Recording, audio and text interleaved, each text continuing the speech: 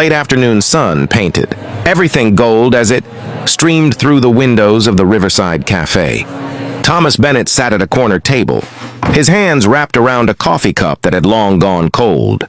He was early, as he always was for important things, and this felt important in a way he couldn't quite explain. At 32, Thomas had the kind of face that people trusted instinctively. His brown hair was slightly tousled, as if he'd run his fingers through it nervously, which he had. He wore a teal-blue button-down shirt with the sleeves rolled to his elbows. Casual enough for a lakeside cafe, but showing he'd made an effort. There was an openness in his expression, a vulnerability that came from someone who'd learned to hope carefully. The cafe itself was one of those places that felt like a secret, tucked away on the shore of Lake Morrison, with floor-to-ceiling windows that looked out over the water. Wooden beams crossed the ceiling. Hanging plants added life to the corners, and everything about it suggested quiet conversations and new beginnings. Thomas checked his phone for the third time. She wasn't late. He was just eager. Her name was Elena Cross, and they'd matched on a dating app 3 weeks ago. Their messages had flowed easily, full of genuine laughter and those moments where you realize someone else sees the world the way you do. When he'd finally worked up the courage to ask her to meet for coffee, her immediate yes had felt like a small miracle. The door opened and Thomas looked up. His breath caught slightly. Elena stood in the doorway, backlit by the golden sunlight, and for a moment she seemed almost ethereal. She had long dark hair pulled back in a loose ponytail, and she wore a flowing sundress in a soft blue-green, floral pattern that moved gently as she walked. There was something graceful about her movements, deliberate but natural, and when she spotted him and smiled, Thomas felt his nervousness transform into something warmer. He stood up, nearly knocking over his cold coffee in the process. "Elena, hi, you look really nice." "Thank you," she said, her voice soft but clear. "You found a beautiful spot." They settled into their seats, and Thomas signaled the waitress. The first few minutes were filled with the comfortable, small talk of two people trying to find their rhythm together. They ordered fresh coffee, discussed the view, commented on the perfect weather. But Thomas noticed something.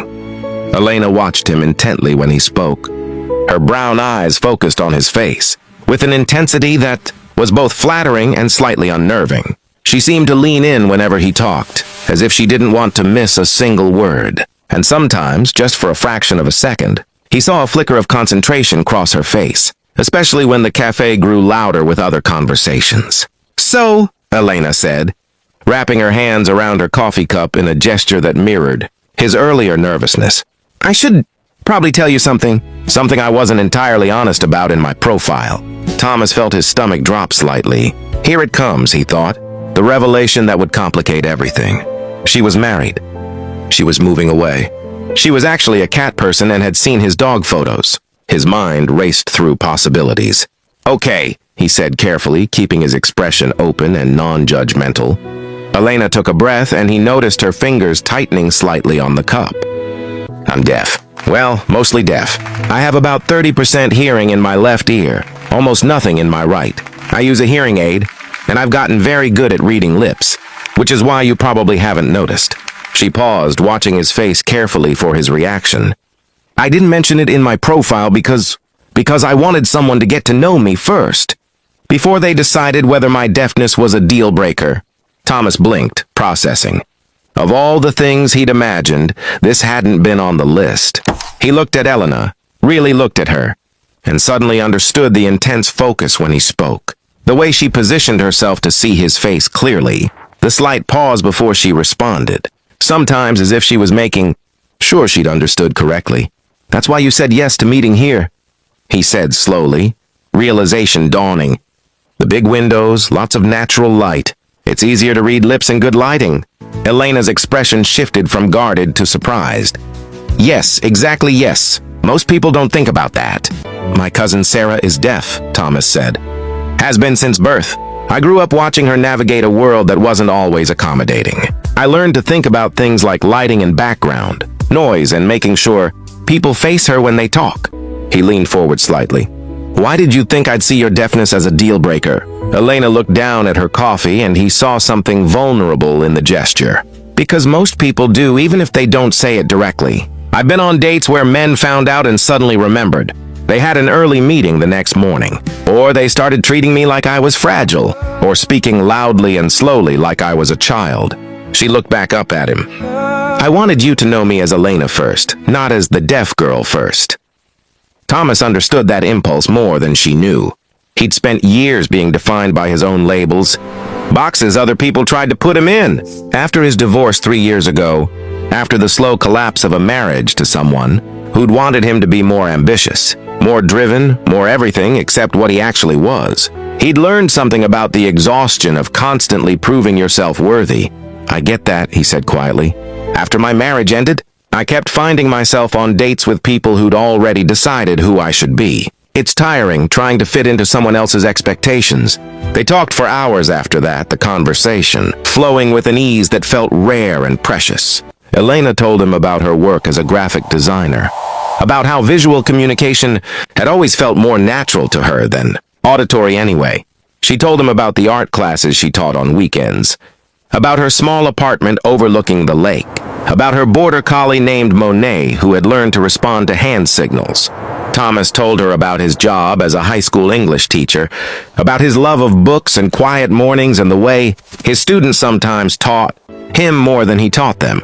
He told her about his failed marriage without bitterness, just honest reflection about two people who'd wanted different things. He told her about his hope, still cautious but alive, that connection was possible. As the sun began to set, painting the lake in shades of orange and pink, Thomas noticed Elena squinting slightly, the changing light making it harder for her to read his lips clearly. Do you want to walk outside? He suggested. The sunset's beautiful from the dock. They made their way out to the wooden dock that extended into the lake, their footsteps creating a gentle rhythm on the planks. The evening was perfect, warm with a slight breeze that carried the scent of water and wildflowers. Can I ask you something? Thomas said, making sure to face her so she could see his words clearly. Of course. When did you lose your hearing? Elena was quiet for a moment, looking out over the water. Gradually, actually. I was born with partial hearing loss, and it got progressively worse through my teens and early 20s. By the time I was 25, I was profoundly deaf in my right ear and had minimal hearing in my left. She smiled slightly. In some ways, the gradual loss was harder than if I'd been born completely deaf. I kept having to relearn how to navigate the world. That must have been incredibly difficult. It was, Elena admitted. But it also taught me resilience. And it taught me to value people who made the effort to communicate with me rather than expecting me to do all the work of fitting into their world. She looked at him directly. Like you choosing this cafe with good lighting. Like you making sure I can see your face when you talk. Those things matter more than you know. Thomas felt something shift in his chest. A recognition of how much small kindnesses could mean. How the effort to meet someone in their world, rather than demanding they conform to yours, was an act of love in itself. I'd like to see you again, he said. If you'd like that too. Elena's smile was answer enough, but she said it anyway. I'd like that very much. They saw each other regularly after that. Thomas learned to text rather than call, to always make sure Elena could see his face when he spoke, to choose restaurants with good lighting and quieter atmospheres. He learned basic sign language, starting with the alphabet and simple phrases, stumbling through the hand shapes while Elena patiently corrected him. You don't have to do this, she told him one evening as they sat on her apartment balcony, the lake glittering in the moonlight. Learn sign language, I mean. I manage fine with lip reading and my hearing aid. I know I don't have to, Thomas said, his hands forming the signs as he spoke. I want to be able to talk with you in your language, not just mine. Elena's eyes had filled with tears, and she'd reached for his hand, holding it tightly. But it was 6 weeks into their relationship when Thomas truly understood why Elena had been so guarded about revealing her deafness. They'd gone to dinner with some of his friends, a casual gathering at a local restaurant. The lighting was poor. The background noise from other tables made conversation difficult, and Thomas watched Elena struggle to follow the rapid-fire exchanges, the jokes and stories that bounced around the table too quickly for her to catch. One of his friends, well-meaning but thoughtless, had started speaking loudly and slowly to Elena. enunciating each word as if she were a child. Another had turned to Thomas and said, "So like, can she actually understand us?" Thomas had felt anger rise in his chest, protective and fierce. "She's deaf, not invisible, and she can speak for herself." Elena had placed a gentle hand on his arm, had smiled with the practiced patience of someone who'd dealt with ignorance too many times to count. But later, in the car, she'd been quiet. "I'm sorry about them," Thomas had said. "They were thoughtless and rude." "I'm used to it," Elena said softly. "It's part of why I was so careful about telling you. Because once people know you're deaf, they often stop seeing you as a whole person. You become the deaf woman, and everything else about you becomes secondary." Thomas had pulled over then, in a quiet parking lot overlooking the lake. He'd taken both her hands in his and had signed, slowly but clearly, one of the first phrases he'd learned. "You are so much more than that to me," Elena had cried then, and Thomas had held her while the lake lapped gently against the shore, and the stars came out one by one. 8 months later, on a Saturday morning in spring, Thomas took Elena back to the Riverside Cafe where they'd had their first date. The same golden sunlight streamed through the same windows, and they sat at the same corner table. "Why did you really say yes to this date?" Thomas asked, echoing their early conversation. The truth this time. Elena smiled, understanding the reference. "Because your messages were kind. Because you asked questions and actually listened to the answers. Because something in the way you wrote made me think you might be different." She paused. "And because I was tired of being alone, tired of protecting myself from rejection by never taking risks." "I'm glad you took the risk," Thomas said. "Me too," Elena replied. "Though I have a confession. That day we first met, I was so nervous. I almost canceled 3 times. I was so sure that once you knew about my deafness, you'd find a polite way to leave." "And instead I stayed," Thomas said. "Instead you stayed," Elena confirmed. "You stayed, and you learned sign language, and you made space for me to be exactly who I am."